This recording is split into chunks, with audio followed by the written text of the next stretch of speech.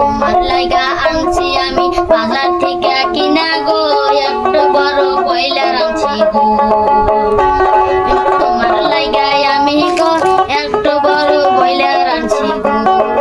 আজকে বলে তুমি আসবা আমারই বাড়িতে, তোমার লাইগা আনছি আমি বড় না কয়লার গো।